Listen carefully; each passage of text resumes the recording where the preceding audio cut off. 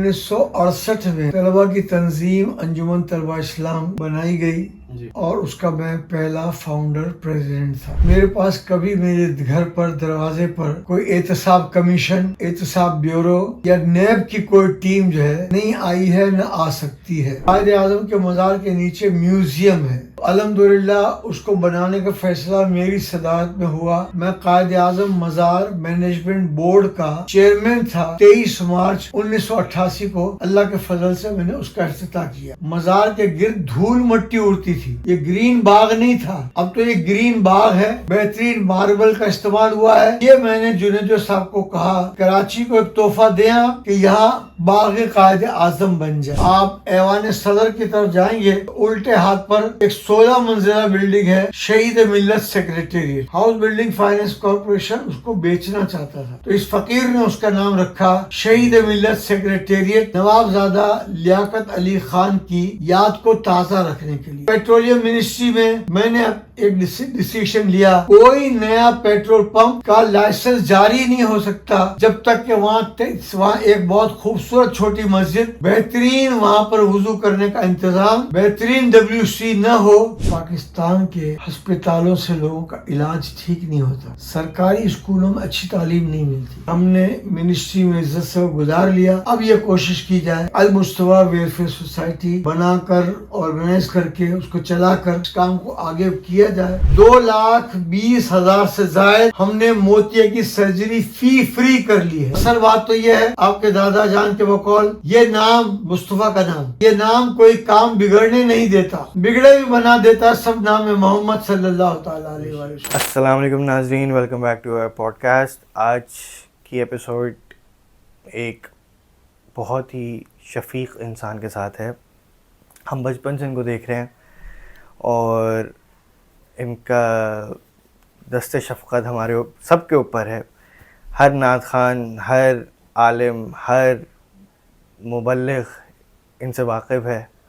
انہوں نے کراچی کے اندر، اسپیشلی کراچی کے اندر، جو نعت خوانی اور محفل جو جن کو ہم کہتے ہیں، ان کے لیے جو خدمات ان کی ہیں وہ کوئی بھی نظر انداز نہیں کر سکتا. میری مراد جناب حنیف طیب صاحب سے. السلام علیکم. وعلیکم السلام ورحمۃ اللہ وبرکاتہ. کیسے ہیں سر؟ الحمدللہ، اللہ کا کرم، شکر. سر آپ کی بہت کرم نوازی کہ آپ نے اپنے اس بزی اسکیجول میں سے میں تھوڑا سا وقت دیا. میں معذرت خواہوں کہ ہم تھوڑا سا لیٹ ہو گئے. نہیں، کوئی مسئلہ نہیں ہے، لیکن بس کیا کریں، آپ کو بھی پتہ ہے رمضان میں تو بھاگنا یہ سب کچھ چل رہا ہوتا ہے. شام کو ٹریفک ہیوی ہو جاتا ہے، کچھ زیادہ ہی ہیوی ہو رہا ہے آج کل، کیونکہ عید قریب آ رہی ہے نا، جہاں اس چکر میں. تو سر الحمدللہ آل گڈ، لائف صحیح چل رہی ہے؟ الحمدللہ اللہ کا کرم ہے. جتنا اللہ کا شکر ادا کرے کم ہے. تو ظاہر ہے کہ اللہ کی مہربانی ہو تو انسان اپنا کام کر لیتا ہے، گزر بسر کر لیتا ہے. تو اب ہمارے جاننے والے، ہم تو جانتے ہیں آپ کو حنیف طیب صاحب کون ہیں، لیکن جاننے والے ہوں ان جو ناظرین ہیں ان کو اگر اپنا چھوٹا سا انٹروڈکشن کرائیں گے تو کیا انٹروڈکشن کرائیں گے؟ اپنا انٹروڈکشن خود کروانا مشکل ہے زین بھائی، بہت مشکل ہے. بالکل. لیکن بہرحال اب آپ نے سوال چھیڑ دیا تو میں آپ کو عرض کرتا ہوں. الحمدللہ 1968 میں طلبہ کی تنظیم انجمن طلبہ اسلام بنائی گئی اور اس کا میں پہلا فاؤنڈر پریزیڈنٹ تھا. ماشاءاللہ. مولانا جمیل احمد نعیمی اس کے ہمارے سرپرست تھے، اور اس کے قیام کے لیے میں مولانا جمیل نعیمی صاحب کے ساتھ سٹی اسکول میں، جہاں مولانا سید محمد ریاض الدین سہروردی صاحب پڑھاتے تھے، SM کالج کے سامنے، اس میں ان کے پاس بھی میں حاضر ہوتا تھا.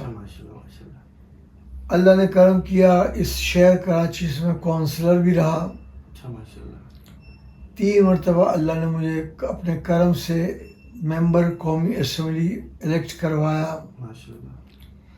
اور جنید صاحب کی کابینہ میں 4 وفاقی وزارتوں کا قلمدان میں نے سنبھالا. پہلی تھی labour man power overseas Pakistanis, دوسری تھی پیٹرولیم اینڈ نیچرل ریسورسز، تیسری ہاؤسنگ اینڈ ورکس، اور چوتھی جس کا ایڈیشنل چارج میرے پاس تھا ماحولیات. لیکن یہ شکر ہے اللہ کا کہ اللہ نے عزت کو اپنے کرم سے محفوظ رکھا. میرے پاس کبھی میرے گھر پر دروازے پر کوئی احتساب کمیشن، احتساب بیورو یا نیب کی کوئی ٹیم جو ہے نہیں آئی ہے، نہ آ سکتی ہے. میرا آپ سے سوال ہی یہی تھا کہ ہم تو دیکھتے ہیں کہ وزیروں کے اس کے بعد ریٹائر ہوئے بھی ان کو عرصہ ہو چکا ہوتا ہے، لیکن ماشاءاللہ شاہانہ گھر ہوتے ہیں، بلکہ محل ہوتا ہے پورا. محل ہوتے ہیں. لیکن آپ تو ماشاءاللہ بالکل نارمل ایک مڈل کلاس زندگی گزار رہے ہیں. یہ کیوں؟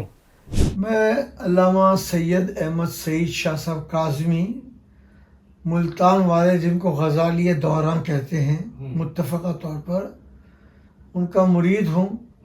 اور مجھے گھر سے تربیت یہی ملی کہ ہمیں ایک پھوٹی کوڑی کی بھی کوئی اپنے بارے میں شکایت پیدا نہیں ہونے دینی. اس لیے سادگی کے ساتھ وقت گزر گیا، اور کوئی اللہ کے فضل و کرم سے بہت سارے لوگ یہاں وفاقی وزیر موجودہ یا سابق ملنے آتے تو کہتے ہیں، بھائی صاحب کیا بات ہے، پیٹرولیم منسٹری تھی، آپ یہ فلیٹ میں رہتے ہیں. میں کہتا ہوں اللہ نے مجھے کرم فرمایا کہ اپنی عزت کو محفوظ کر کے میں رہتا ہوں. تو یہ اللہ کا کرم ہے کہ اللہ نے اس قسم کی چیزوں سے مجھے بچا کے رکھا. اور ان منسٹریوں کے دوران کچھ ایسے کام اللہ نے کرائے جس سے پاکستان کا بھی نام روشن ہو. مثلا قائد اعظم کے مزار کے نیچے میوزیم ہے، جی آپ بھی کبھی جا کر وہاں ایوان نوادرات قائد اعظم کا آپ وہاں دیکھیں تو الحمدللہ اس کو بنانے کا فیصلہ میری صدارت میں ہوا. میں قائد اعظم مزار مینجمنٹ بورڈ کا چیئرمین تھا. تو میں نے کہا قائد اعظم کی نوادرات کہاں ہیں؟ بولا سر بہت سنبھال کے رکھی ہیں. میں نے کہا سنبھال کے کہاں رکھی ہیں؟ تو ان کا ویئر ہاؤس میں. میں نے کہا ویئر ہاؤس میں ایک چوہا یا تھوڑا بہت اگر اس میں گھس گیا کوئی ایسی چیز جس سے کہ وہ تباہ و برباد ہو جائے، تو اس لیے آپ کو اس طرح تو نہیں کرنا چاہیے. کیوں آپ نے 40 سال قائد اعظم کی چیزیں اس طرح رکھی؟ تو انہوں نے کہا کہ وہ طے ہوا تھا کبھی کسی زمانے میں کہ کوئی جاپان کا ماہر آ کر کے یہ میوزیم بنائے گا. تو میں نے کہا کہ وہ اجلاس سے میں نے پوچھا کہ پورے پاکستان میں کوئی ایک آدمی میوزیم بنانے کی مہارت نہیں رکھتا. تو اس وقت جو ڈی جی آرکیولوجی تھے ڈاکٹر نبی احمد خان، انہوں نے ہاتھ اٹھا کر مجھ سے کہا سر میں بات کر سکتا ہوں؟ میں نے کہا بات کیجئے. میں نے کہا میں پورے پاکستان کے میوزیمز کا انچارج ہوں، ڈائریکٹر جنرل ہوں، کوئی جاپانی ماہر آنے کی ضرورت نہیں ہے. آپ جتنے دن کا ٹائم دیں میں یہ میوزیم بنا کر آپ کو دینے کے لیے تیار ہوں. میں نے ان کو کہا کہ 25 دسمبر 1987 کو مجھے اس کا افتتاح کرنا ہے. انہوں نے کہا یہ بالکل آپ کو ریڈی ملے گا. مجھے پتا ہے ایز اے ورکر کہ تھوڑی تاخیر کام میں ہو جاتی ہے. تو اسی طرح کچھ تاخیر ہوئی اور میرے ذہن میں پہلے سے تھا کہ اگر دسمبر میں نہیں بنا تو اس کے بعد مارچ کی 23 تاریخ ہے یوم قرارداد پاکستان. تو الحمدللہ آپ جائیں گے تو دیکھیں گے کہ 23 مارچ 1988 کو اللہ کے فضل سے میں نے اس کا افتتاح کیا. بہت آپ کے بڑوں کے بھی بچپن کی بات ہے، آپ کے بڑوں کے بھی بچپن کی بات ہے. یہ قائد اعظم کے مزار کے گرد دھول مٹی اڑتی تھی. یہ گرین باغ نہیں تھا، اب تو یہ گرین باغ ہے. بہترین ماربل کا استعمال ہوا ہے. یہ میں نے جنید صاحب کو کہا کہ کراچی کو ایک تحفہ دیں آپ کہ یہاں باغ قائد اعظم بن جائے. بولا میں آ رہا ہوں 25 تاریخ کو دسمبر کی، تو میں اس ٹاپک پر اسی پر مزار قائد پر ہی بات کریں گے. میں نے کہا ٹھیک ہے آئیے. وہ آئے، ان کو میں نے کہا کہ یہ سوا معاملہ ہے. تو ان کا ایسا کریں کہ آپ ڈی جی کے ڈی اے، وہ بھی نظامی سلسلے کے تھے، ذل احمد نظامی، اور سر سید یونیورسٹی کے چانسلر بھی تھے.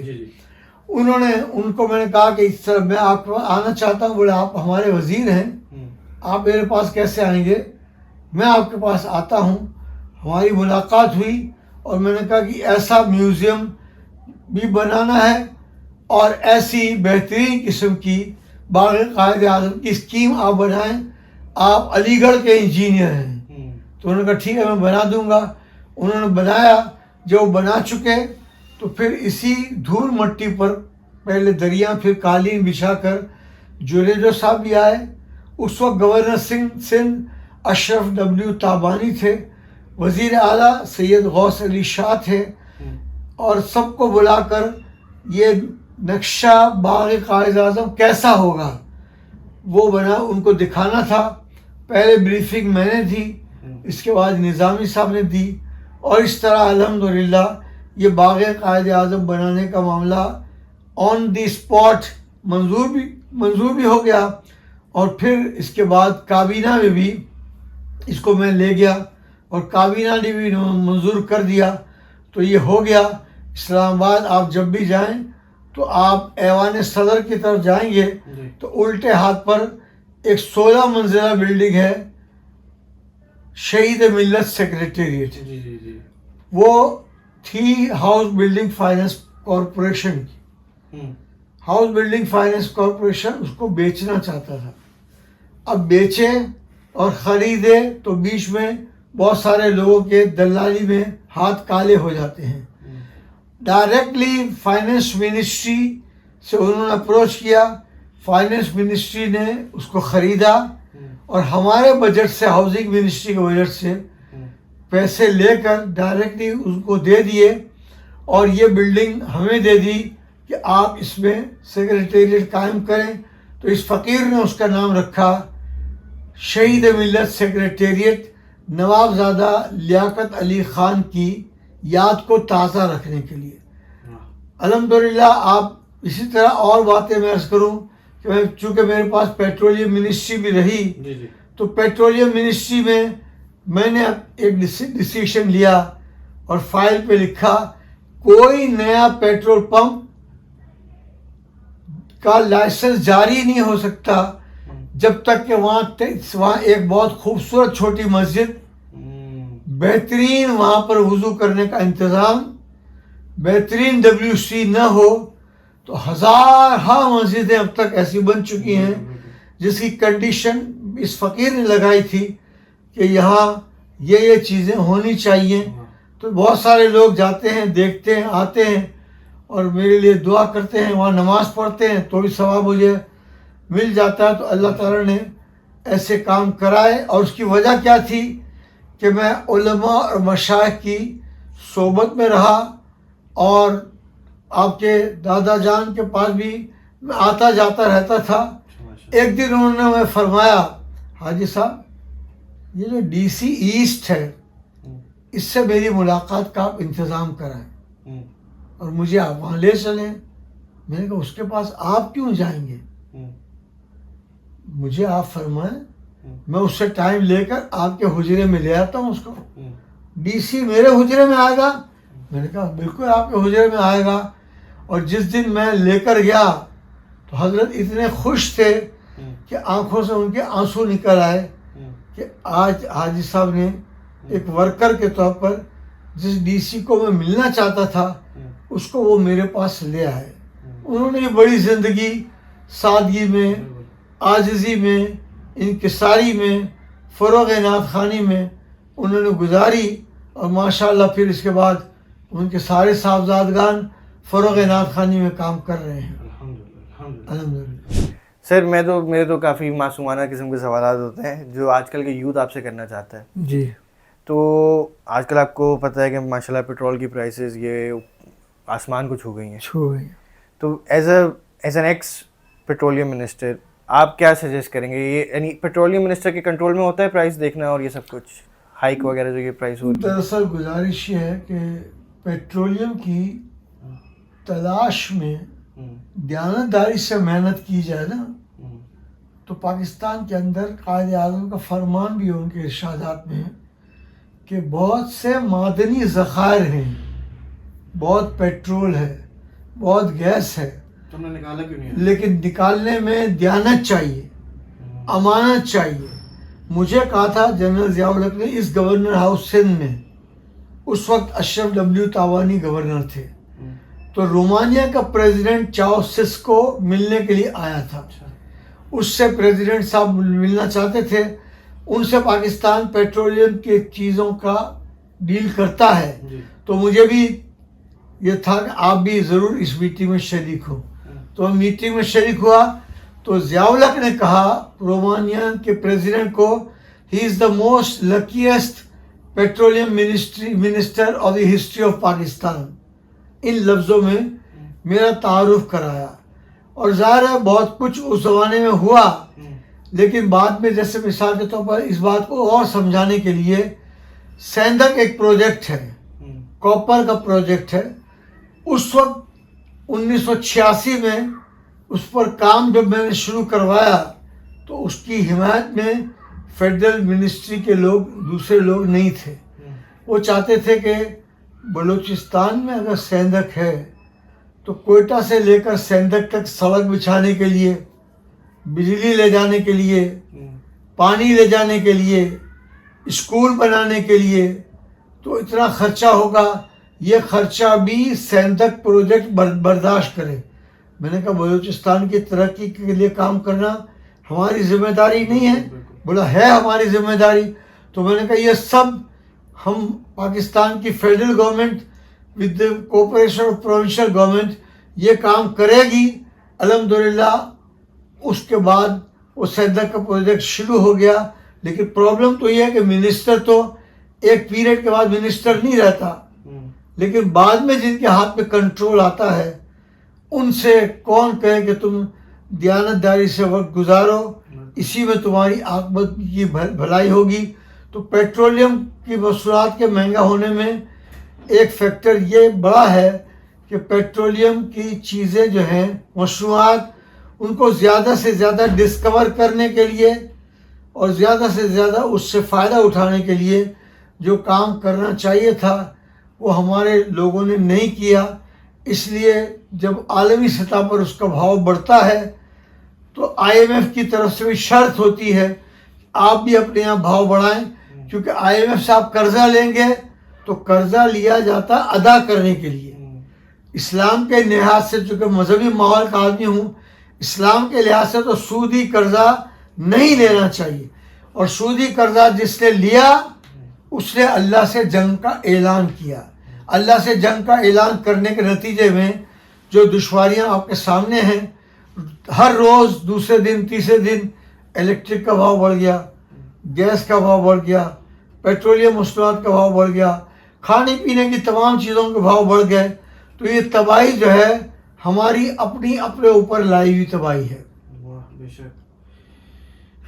بڑی آپ نے گہری بات کر دی. مجھے جو تھوڑا سا ابھی پٹرول 9 روپے بڑھا ہے سم تھنگ، تو بہت سارے پیٹرول پمپ کہتے ہیں کہ 2 دن پہلے انہوں نے کہہ دیا ہمارے پاس پیٹرول ہی نہیں ہے، انہوں نے دینا بند کر دیا کیونکہ وہ ادھر سستا پیٹرول پر آ کے مہنگے میں بیچیں گے. دیکھیں یہی کرتے ہیں. پیٹرولیم منسٹر کا نوٹس کیوں نہیں لیتے؟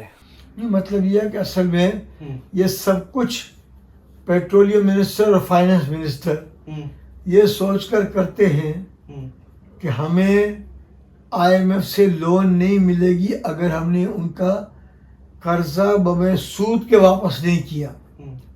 تو اس لیے وہ خاموش رہتے ہیں. اس لیے انہوں نے دن مقرر کر رکھے ہیں. آج کل تقریباً 15 دن بعد دوبارہ عالمی مارکیٹ کا جائزہ لے کر یہ بھاؤ بڑھائے جاتے ہیں. اور اس 9 روپے کے بعد تو الیکٹرک کے بھی بھاؤ بڑھائے گئے، گیس کے بھی بھاؤ بڑھائے گئے ہیں اور مسلسل بڑھیں گے جب تک یہ سودی قرضہ جو ہے اس سے نجات حاصل نہیں کی جائے گی. اس وقت تک یہ سلسلہ بڑھتا رہے گا. اور آپ نے جو سوال کیا تو ایک بہت بزرگ ہستی کا میں نام لیتا ہوں، حضرت مولانا عبدالستار خان نیازی رحمۃ اللہ علیہ. بڑی عظیم ہستی تھی.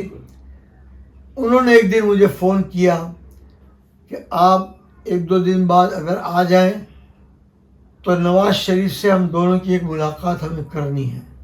میں نے کہا میں آ جاؤں گا انشاءاللہ. میں نے کہا کس ٹاپک پر ملاقات کرنی ہے؟ تو انہوں نے کہا کہ انہوں نے وفاقی شرعی عدالت نے 22 قوانین کو سودی ڈکلیئر کر کے ان کو ختم کرنے کے لیے حکم دیا ہے. اس پر عمل کرنے کے بجائے نواز شریف نے یہ فیصلہ کیا ہے کہ اس پر سرتاج عزیز اپیل داخل کرنے کے لیے تیاری کریں. ہمیں جا کر کوشش کرنی ہے کہ ان کو اللہ شعور دے اور اس قانون کے خلاف، شرعی قانون کے خلاف اپیل نہ کریں. ہم دونوں گئے، ان کو سمجھایا، لیکن وہ بھی اپنے ذہن بنا بیٹھے تھے کہ نہیں، یہ سودی قانون جو ہے اس کو ہم کنٹینیو رکھنا چاہتے ہیں اور اس لیے اپیل کرنی ضروری ہے.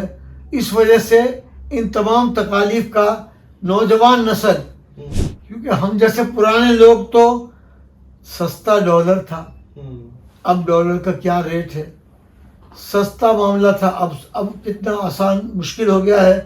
تو اس لیے اب نوجوان نسل زیادہ پریشان ہے کہ اس طرح سے موٹر سائیکل پہ کہیں جانے میں دشواری ہے، موٹر سائیکل گاڑی میں جانے میں دشواری ہے. اس طرح سے ان نوجوانوں کو بہت مایوسی پاکستان سے ہو رہی ہے، اور یہ کرنے والے ظاہر ہمارے حکمران ہیں کہ جنہوں نے اس سودی نظام کو رائج کیا، بڑھایا، اور آئندہ بھی ان کا ذہن بڑھانے کا ہی ہے. بالکل، کیونکہ میرا جو سوال تھا وہ یہی تھا کہ ایک پیٹرول پمپ والا پیٹرول دینے سے منع کر رہا ہے کیونکہ اس کو پتہ کہ اگلے دن پیٹرول بڑھ جائے گا، تو یہی سستا پیٹرول میں مہنگے میں بیچ سکتا ہوں. تو پاکستان میں ہائی لیول تو چھوڑیں، لو لیول پہ اتنی کرپشن ہے، تو جیسی عوام ویسے حکمران والا حساب کتاب ہے. وہ ایک بڑی اچھی مشہور کہاوت ہے، الناس علی دین ملوکہم. عوام الناس جو ہے وہ بادشاہوں کے، یعنی حکمرانوں کے دین پر ہوتی ہے، ان کے ٹریڈیشنز پر ہوتی ہے. تو وہ اس سب کو برداشت کریں. یہ پتہ تو ہوتا ہے نا کہ 15 دن بعد بڑھائیں گے، تو وہ ظاہر ہے کہ اس پر چیک نہیں رکھتے کہ پیٹرول پمپ جو اس طرح بڑھائیں ان کے خلاف کوئی مؤثر کارروائی کریں. تو سر، آپ نے قائد اعظم کے مزار میں آپ نے بتایا آپ نے باغ جناح کی تعمیر آپ نے کروائی، تو اس کے بعد پھر باغ جناح میں اسکینڈل بھی بہت آئے. اس وقت تک آپ ریٹائر ہو چکے ہوں گے؟ ظاہر ہے ہم اصل میں منسٹری ہماری، میں ویسے 3 مرتبہ MNA رہا ہوں، لیکن جس منسٹری کی میں بات کر رہا ہوں یہ 2.5-3 سال کی 3 سال کی تھی کہ جنرل ضیاء الحق نے محمد خان جو شریف ترین پرائم منسٹر تھے، ان کی چھٹی کر دی. اور اس کے بعد ظاہر ہے ہر چیز میں تباہی آئی اور نقصان اٹھانا پڑا. تو پورا پیریڈ اصل میں کوئی زیادہ تر گورنمنٹس جو ہیں ان کا ٹینیور پورا نہیں ہوتا، اس سے پہلے ان کو فارغ کر دیا جاتا ہے. کبھی ماشاء اللہ لگ جاتا ہے، کبھی ماشاء اللہ نما کوئی چیز لگ جاتی ہے، اور اس طرح پھر نقصان ہوتا ہے، اور ظاہر ہو رہا ہے. اور بہت مشکل سے 2-3 پیریڈ اب ایسے گزرے ہیں جس میں 5-5 سال کا ٹینیور پورا کیا گیا ہے. لیکن آج بھی جہاں بھی آپ بات کریں گے تو لوگ کہتے ہیں لگتا تو نہیں کہ یہ حکومت ٹائم پورا کرے. یہ تکلیف کی بات ہے بہت. یہ تو اب شرطیں لگتی ہیں کہ یہ حکومت 2 سال نکالے گی، 3 سال نکالے گی، 1 سال میں ختم ہو جائے گی، اس طرح کی شرطیں لگ رہی ہوتی ہیں. ہمارے تو ایک علم یہ ہو گیا کہ ہماری کسی ڈیموکریسی نے دیکھا جائے تو 5 سال پورے کیے ہی نہیں. کبھی پرائم منسٹر کو نکال دیا، کبھی کس کو نکال دیا. کسی پرائم منسٹر نے 5 سال پورے نہیں کیے. بالفرض کسی نے کیے بھی، بالفرض کسی نے کیے بھی، تو درمیان میں مثال کے طور پر نواز شریف کو ہٹا دیا گیا. اس سے پہلے یوسف رضا گیلانی کو ٹائم پورا نہیں کرنے دیا گیا، تو راجہ پرویز اشرف پھر آ گئے تھے. اس طرح درمیان پارٹی تو رہی لیکن پرائم منسٹر نہیں رہا، پرائم منسٹر ہٹا دیا گیا. وہ کوئی نیا آتا ہے تو اس کو سیکھنے میں، کام چلانے میں، صلاحیت حاصل کرنے میں ایک ٹائم لگتا ہے. تو اس سے جو کچھ بھی اس نے کام کیا ہوا ہوتا ہے اس کا بھی یہ ستیہ ناش نکل جاتا ہے. اب میں جس سوال کے لیے میں بیسکلی سر آیا تھا آپ سے ملنے کے لیے، ایک ثانیہ ہوا تھا آئی گیس 2007 میں 12 ربیع الاول کا، جو 2006 میں نشتر پارک میں. تو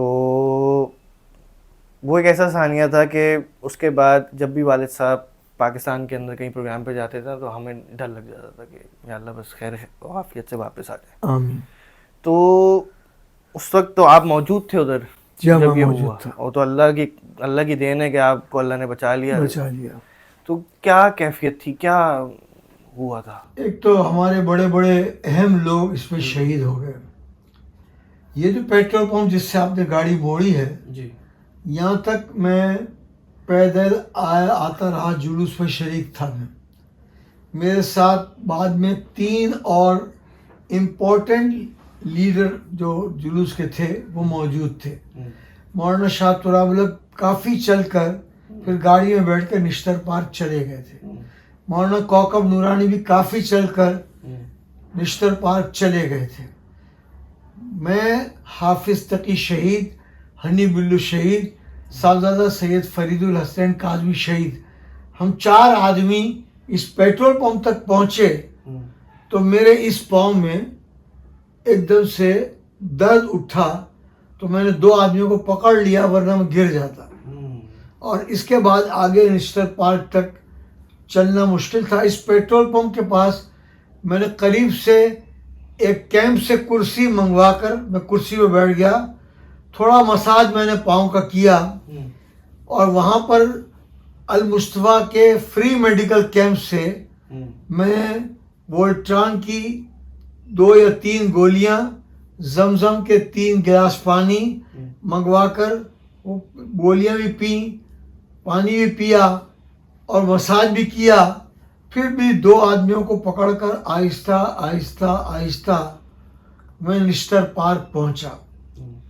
نماز عصر تھوڑی دیر بعد ختم ہونے والی تھی, ٹائم ختم ہونے والا تھا.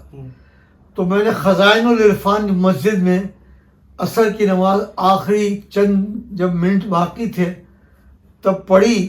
وہاں سے بھی میں جب باہر نکلنے لگا تو پھر ایک سٹیپ بھول گیا, لیکن اللہ نے مجھے پھر بھی بچا لیا, میں گرنے سے بچا. لیکن اتنی درد اتنا تھا کہ میں نشتر پارک میں تو محنت کرتے کرتے کرتے آہستہ پہنچ گیا, لیکن اسٹیج پر چڑھنے کی ہمت نہیں تھی. تو مولانا شاہ تراب الحق نے اعلان کیا کہ ابھی میں نیچے آ کر نماز کی امامت کرتا ہوں مغرب کی, اس مرتبہ ہم جلسہ مغرب کے بعد بھی تھوڑی دیر جاری رکھیں گے. تو میں ظاہر اوپر نہیں چڑھ سکتا تھا, تو اللہ کو بچانا مقصود تھا, تو اللہ نے بچایا, سمجھا. اور ظاہر ہے کہ بہت دکھ اور تکلیف اور افسوس کا واقعہ ہے. اور ظاہر ہے اس کے بعد بڑے بڑے اہم ساتھی ہمارے, جیسے میں نے نام لیا حاجی ہنی بلو شہید, ان کی بھی بہت اچھی تعلق داری تھی سید فصیح الدین سہروردی صاحب سے. اور اسی طرح حافظ محمد تقی, وہ MNE بھی رہے, MPA بھی رہے, منسٹر بھی رہے, وہ شہید ہو گئے اس موقع پر. تو ظاہر ہے بہت دکھ کی بات ہے, بہت تکلیف کی بات ہے, لیکن اس میں صرف یہی تھا کہ اللہ کو بچانا تھا تو میں بچ گیا, ورنہ میں ہر سال اسٹیج پر ہی ہوتا تھا. لیکن جو آدمی چل نہیں سکتا وہ اسٹیج کی سیڑھیاں چڑھ کے تو اوپر نہیں جا سکتا, اللہ نے بچا لیا. وہ ایک کافی ہم سب کے لیے ایک ٹرامیٹائزنگ ایکسپیرینس تھا. جی ہاں, بس اللہ ان سارے شہداء کا درجات بلند فرمائے. آمین. آپ نے پھر پالیٹکس کیوں چھوڑ دی؟ نہیں, اصل ان تمام منسٹریوں میں کام کرنے کے بعد میں نے محسوس کیا کہ پاکستان کے ہسپتالوں سے لوگوں کا علاج ٹھیک نہیں ہوتا. پاکستان کے سرکاری اسکولوں میں اچھی تعلیم نہیں ملتی. تو یہ بات تو بڑھتی ہی چلی جائے گی.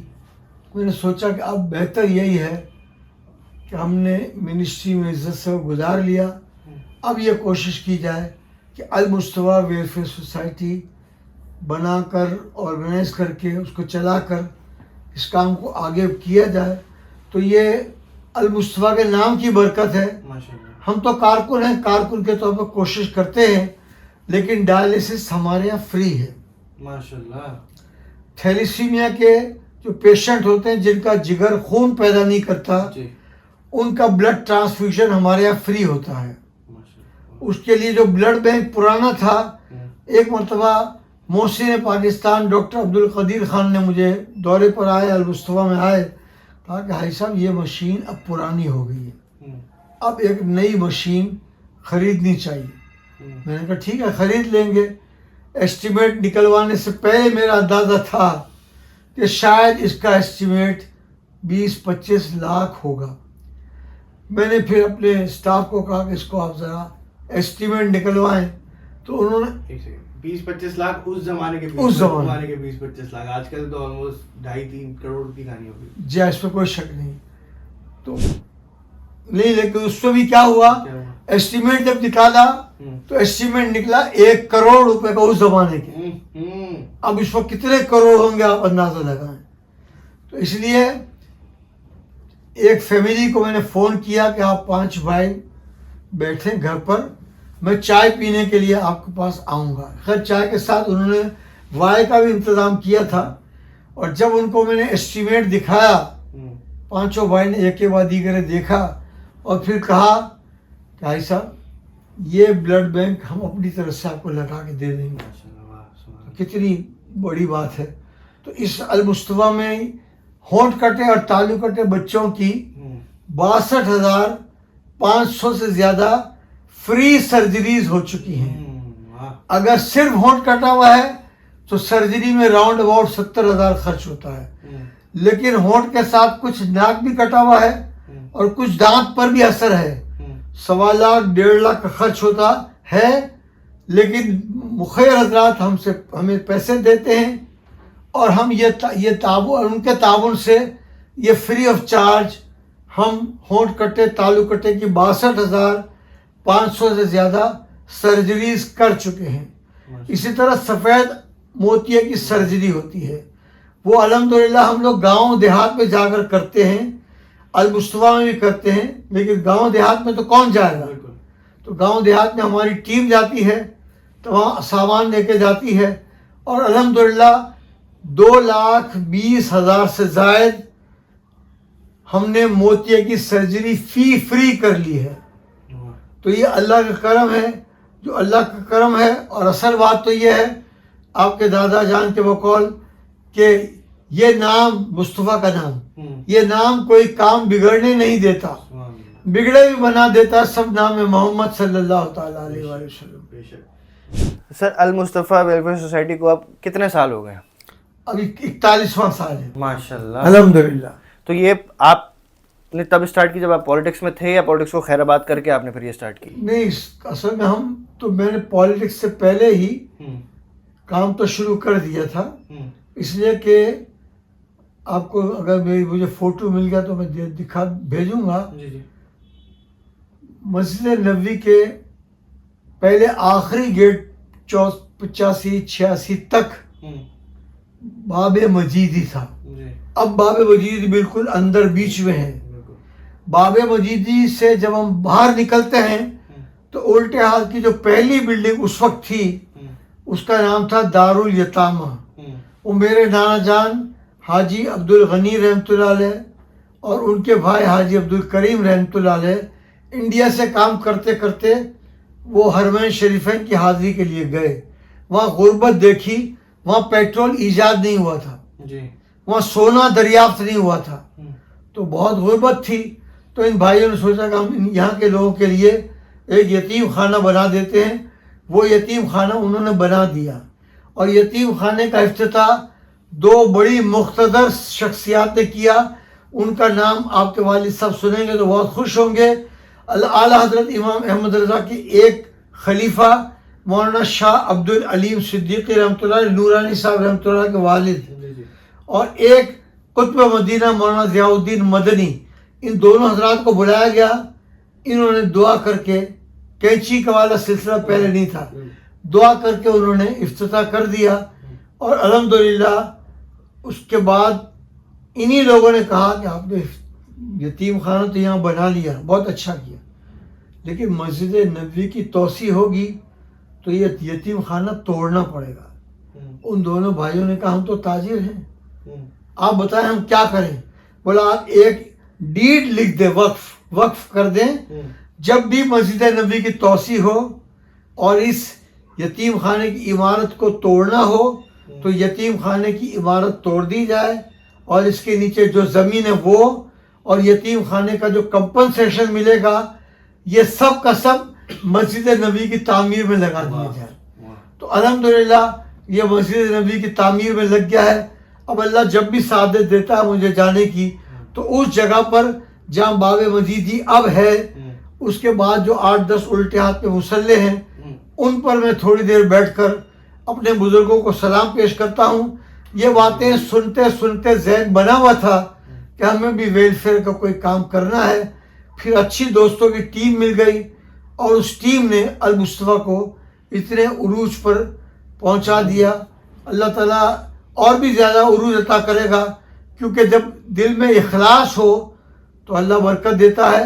میں آپ کے ذریعے بھائی فصیح الدین صاحب کو بھی کہتا ہوں کہ ایک پروگرام ان یتیم بچوں کے ساتھ آپ کو انشاءاللہ وہاں کرنے کے لیے بلائیں گے اور آپ خوش ہوں گے. وہ یتیم بچے جو ہیں ان میں سے 44 حافظ ہو چکے ہیں, ماشاءاللہ انگلش میڈیم میں پڑھتے ہیں. سبحان اللہ. آج بھی ان کو Landhi association of trade and industry والوں نے افطاری آ کر کے ان کو کرائی تھی. اچھی اچھی چیزیں ان کے لیے پکوا کر وہ لے آئے تھے. تو اللہ تعالیٰ وہیں میں نے آپ کو ذکر کیا تھا کہ ہمیں وہیں جانا ہے. وہاں سے پھر میں ہو کے یہاں آ گیا. اللہ تعالیٰ اس طرح کے کام کرنے والے ہمارے ٹیم کے لوگوں کو اور زیادہ عزت بھی دے, برکت بھی دے, سعادت بھی عطا فرمائے. آمین. تو سر سننے میں آیا الحمدللہ لائک آپ لوگ سالانہ آلموسٹ 1.5 ملین لوگوں کو سپورٹ کر رہے ہیں. الحمدللہ اللہ کا کرم ہے. تو یہ فائنینشیل سپورٹ ہے ان کو یا کیا؟ نہیں, علاج معالجہ کرا دیا. یتیم بچے تو تعلیم دلوا دی, پرورش کرا دی, کسی علاقے میں ایمبولنس چلا دی, کسی میں میت گاڑی چلا دی, کسی میں جیسے ہون کٹے تعلق کٹے بچے کی فری آپریشن سرجری ہو گئی. اس طرح کے کام ہیں.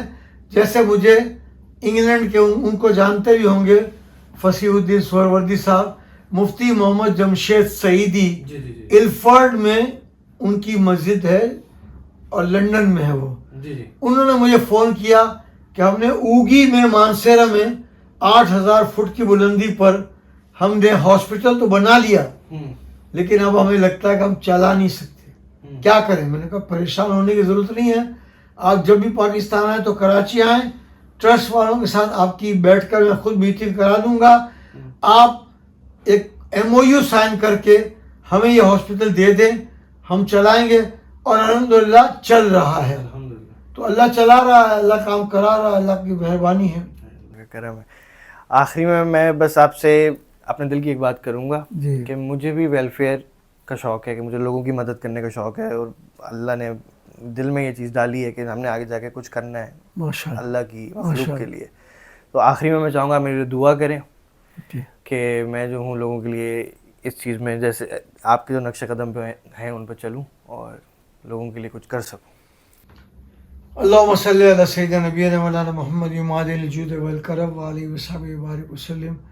صلاۃ و سلام علیک یا سیدی یا رسول اللہ یا الہ العالمین. ہمارے سید زین العابدین سہروردی صاحب نے جس نیک تمنا کا اظہار کیا ہے یا الہ العالمین, ان کو اسی طرح سے اچھے نیک کام کرنے کے لیے, انسانیت کی خدمت کے لیے, یتیموں کی خدمت کے لیے, بیواؤں کی خدمت کے لیے ان کے اندر حوصلہ فرما, ان کو بصیرت عطا فرما. یہ ہمارے ساتھ ملیں رہیں دیکھیں, کام دیکھ کر ظاہر تجربہ ہو جاتا ہے, جب تجربہ ہو جائے گا تو انشاءاللہ یہ اور بھی زیادہ آگے بڑھ کر کے کام کریں گے.